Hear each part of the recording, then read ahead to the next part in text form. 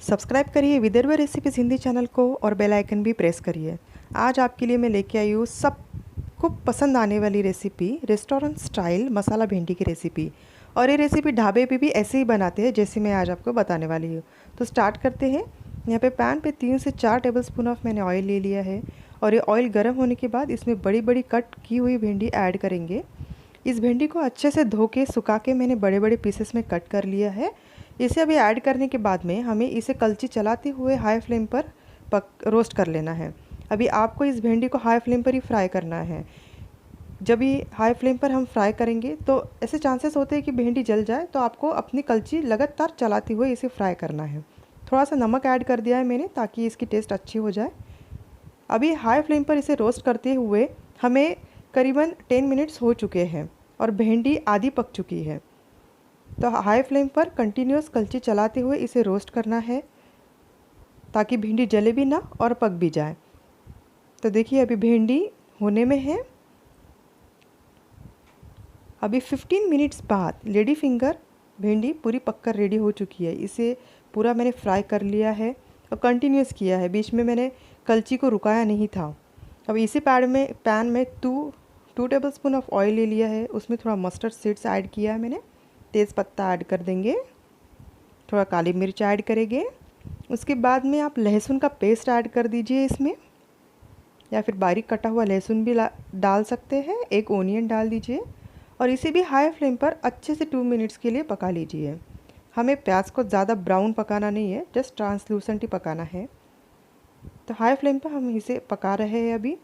अभी इस स्टेज पे हमें एक टोमेटो की प्यूरी इसमें ऐड करनी है। एक पूरा टोमेटो मैंने लिया था और वो थोड़ी थोड़ी करके ऐड कर रहे हैं और कंटिन्यूस मैं इसे चला रही हूँ। देखिए मेरी कलची कंटिन्यूस चल रही है, मैं बीच में बिल्कुल रुक नहीं रही हूँ। अगर आपको ये रेसिपी घर पे बनानी है तो सारे इंग्रेडिएंट्स आपके बाजू में आप रेडी रखिए। ये अभी हाई फ्लेम पे मैं कर रही हूँ, कंटिन्यूस स्टर कर रही हूँ ताकि ये मसाले जले ना और इसकी टेस्ट भी बहुत अच्छी आए। थोड़ा सा सॉल्ट ऐड कर देंगे अभी स्टेज पे। अगर ये रेसिपी आप किसी भी लोहे के बर्तन में बनाते हैं कढ़ाई में, तो इसकी टेस्ट और भी बहुत अच्छी आएगी।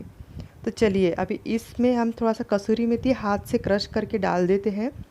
कसूरी मेथी जब हम मसालों में पकाते हैं तो इसका टेस्ट, इसका फ्लेवर और भी बहुत बढ़ जाता है और सब्जी को फ्लेवर भी बहुत अच्छा आता है और कलर भी अच्छा आता है। अब हम डालेंगे 1 टेबलस्पून जीरा पाउडर, 1 टेबलस्पून धनिया पाउडर और थोड़ा सा गरम मसाला। यहाँ पे मैं एवरेस्ट का गरम मसाला यूज़ कर रही हूँ, आप कोई भी यूज़ कर सकते हैं। इसे भी हाई फ्लेम पर अच्छे से पका लेना है। अगर आपको लगे कि आपका मसाला जल रहा है तो आप थोड़ा सा उसमें हॉट वाटर ऐड कर दीजिए। चलिए ऐड करते हैं थोड़ा सा टर्मरिक और रेड चिली पाउडर। अगर आपको सब्ज़ी बहुत तेज़ चाहिए तो आप ज़्यादा रेड चिली पाउडर ऐड करिए।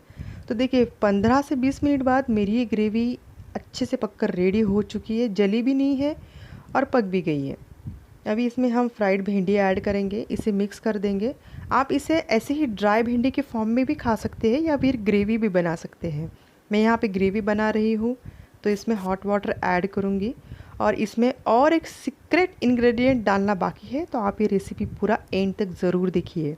अभी मैं इसमें 1 से 1.5 कप तक हॉट वाटर ऐड कर रही हूँ। आप अपने पसंद के हिसाब से इसमें वाटर की क्वांटिटी एडजस्ट कर सकते हैं। अब इसमें जो एक लास्ट सीक्रेट इंग्रेडिएंट है जिससे इस सब्ज़ी की टेस्ट और भी एनहांस हो जाएंगी, वो है कर्ड। इसमें मैं 2 टेबलस्पून दही ऐड कर रही हूँ पहले, और थोड़ा थोड़ा करके ही ऐड करना है दही। और ये जो दही मैंने यूज़ किया है ये रूम टेम्परेचर का ही है। और 2 टेबलस्पून इसमें दही ऐड कर देंगे, यानी मैंने कुल टोटल 4 टेबलस्पून ऑफ कर्ड इसमें ऐड किया है। और इस कर्ड को इसमें मिक्स कर देंगे। फ्लेम अभी भी हाई है गैस की। और अभी 2 मिनट्स इसे पकाने के बाद हमारी ये सब्ज़ी बनकर रेडी है। तो कितनी सिंपल है ये रेस्टोरेंट स्टाइल या ढाबा स्टाइल भिंडी बनाने की रेसिपी। अगर आपको ये रेसिपी मेरी बताने की टेक्निक अच्छी लगी है तो प्लीज़ मेरे इस चैनल को सब्सक्राइब कर दीजिए और वीडियो देखने के लिए धन्यवाद।